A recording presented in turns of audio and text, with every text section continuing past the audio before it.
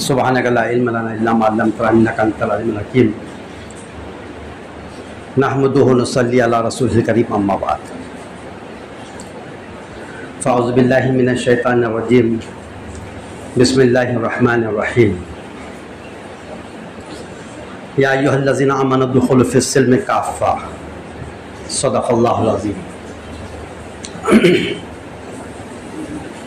मोहतरम बुज़ुर्गों और दोस्तों,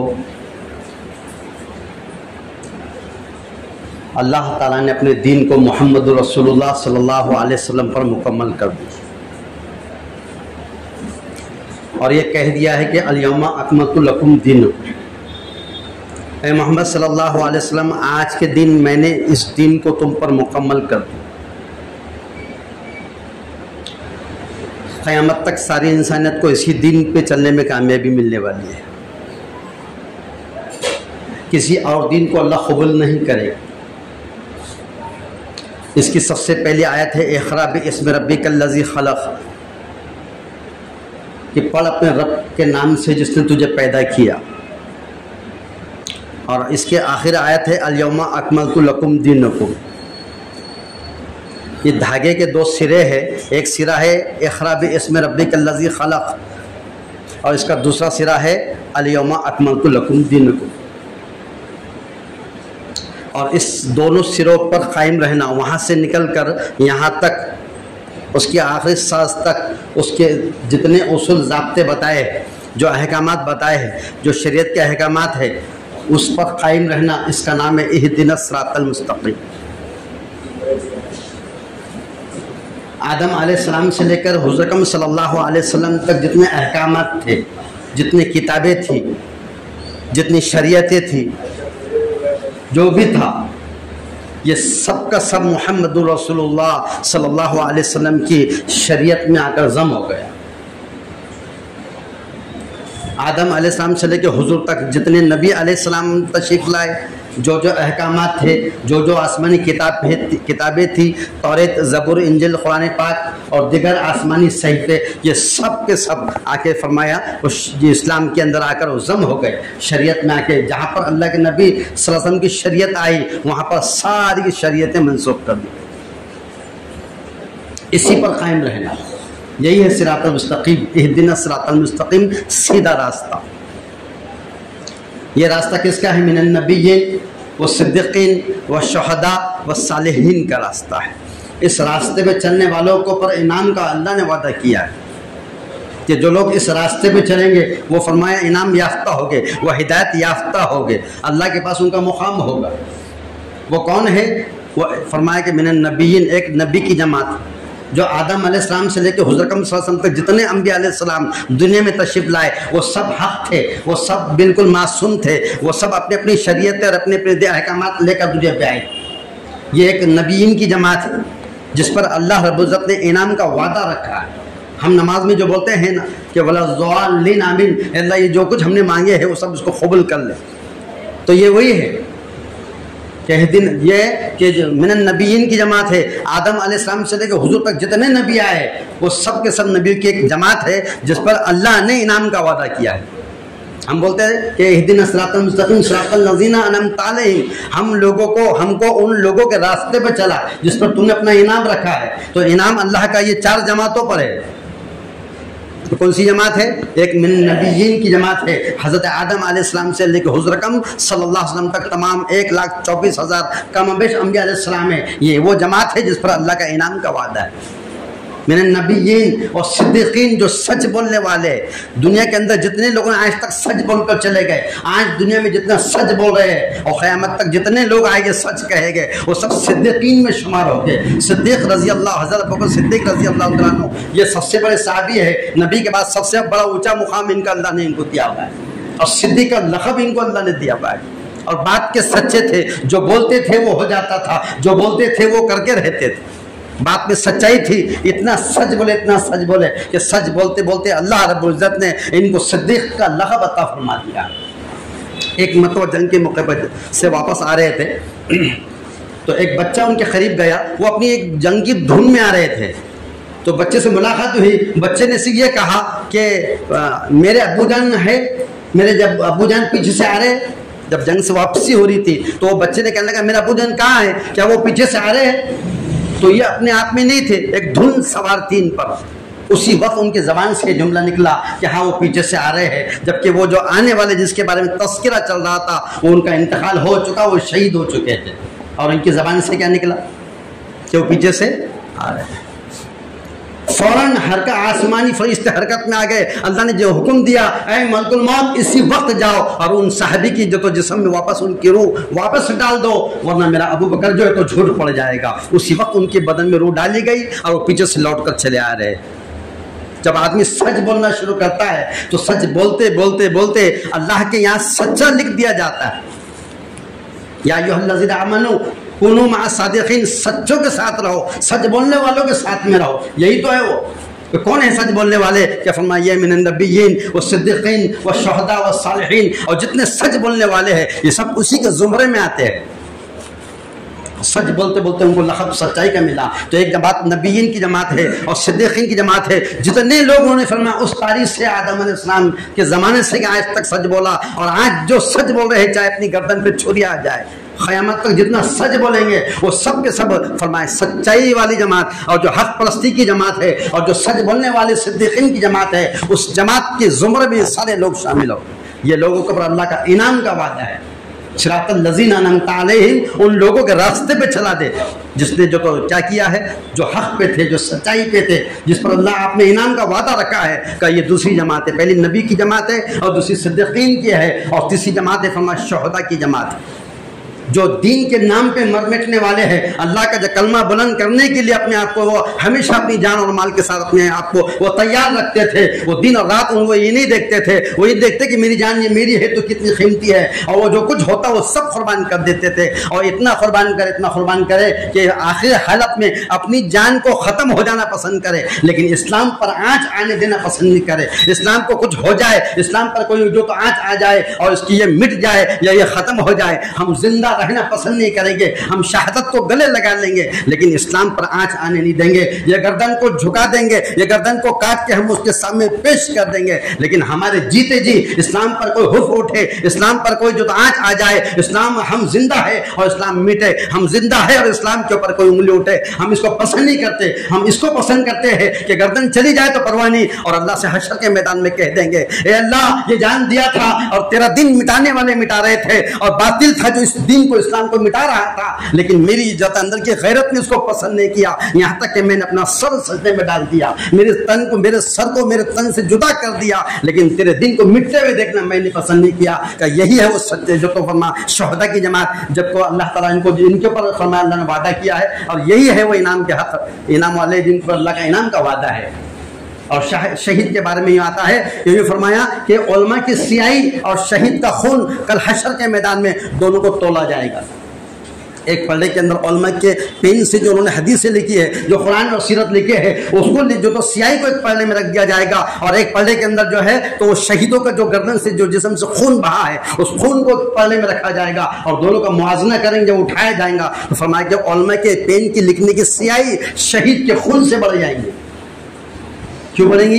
क्योंकि शहीद ने शहादत दिया बाद में, उसकी गर्दन कटी बाद में, उसका मुकाम ऊंचा हुआ बाद में, लेकिन उलमा ने उसको रास्ता बताया, उलमा ने उसको जो तो फिर उसकी फजाइल बताए, उसको बताया कि इस जान को अल्लाह के नाम पे खर्च करने में क्या मिलता है, उसके अंदर जज्बा भरे, उसके अंदर शौक पैदा करे, और उसने अपनी गर्दन को जो अल्लाह के रास्ते में जो तो झुका दिया, गिरा दिया, कटा दिया। का फरमाया वो उनके कहने की वजह से, तो फरमाया उलमा की जो फरमाया शहीदों के खून से बड़ी और उलमा की जो तो स्याही होगी।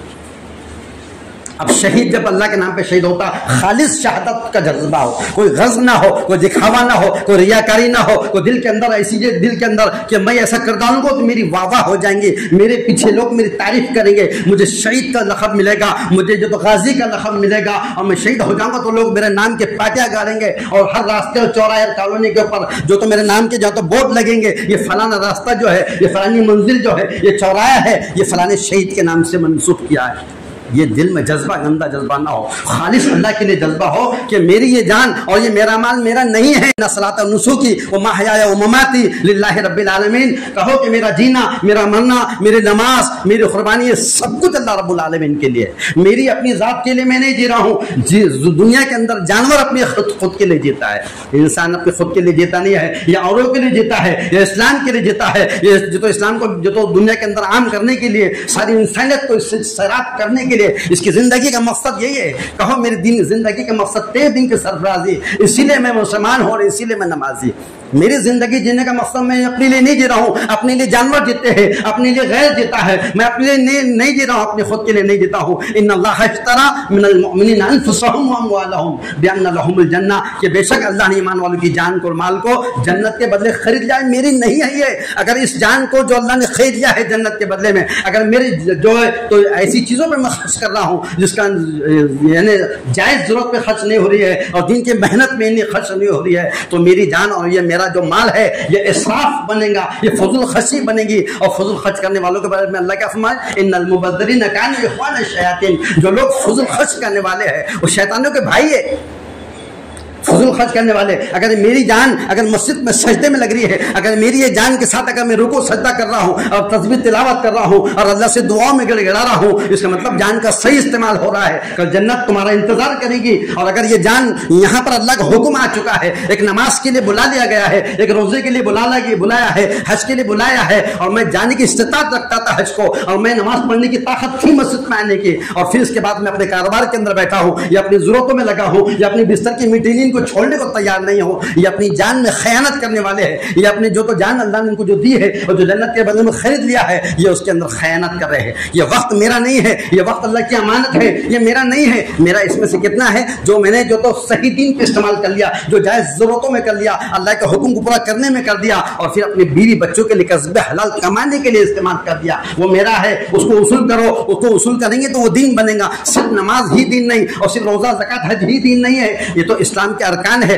ये तो फाउंडेशन है, ये तो इसको हमको करना ही पड़ेगा। लेकिन इसके अलावा अगर हम अपने हलाल कमाकर, कस्बे हलाल जो अपनी मेहनतों से पसीने की कमाई कमाकर अपने घर वालों के सामने जो लुकमा ला के डालते हैं, बीवी उसको खाने की शक्ल में लाकर दस्तक में रखती है और उसको हम खाते हैं, तो वो निवाला जो है वो नेकी है, वो अंदर हलक में जाने वाला लुकमा वो सवाब है, वो जन्नत में ले आने का जरिया है, वो इबादत है, वो दीन है, क्योंकि वो नेकी बनेगी। और सिर्फ नमाज ही नहीं बल्कि अगर हम कारोबार हलाल कर रहे हैं वो भी दीन है, और बीवी बच्चों को पाल रहे हैं वो भी दीन है, तिजारत अगर इस्लामी तरीके पे हम करते हैं जैसा बताए उस तरीके पे अगर कर रहे हैं वो भी दीन है। अपनी बीवी बच्चों को पालना, उनकी तरबियत करना, उनकी जरूरत पूरा करना। बच्चा बचपन में पैदा हुआ था, उसका अच्छा नाम रखे, उसको बोलना आया तो कलमा सिखाए, उसका बड़ा हुआ तो उसको निकाह कर दिए और उसकी अच्छी तरबियत करे और किसी एक माहौल में, दीनी माहौल में उसको डाल दिए। का फरमाया ये भी जो है तो नेकी और इबादत है सबसे बड़ी, लेकिन हमने उसको समझे ही नहीं।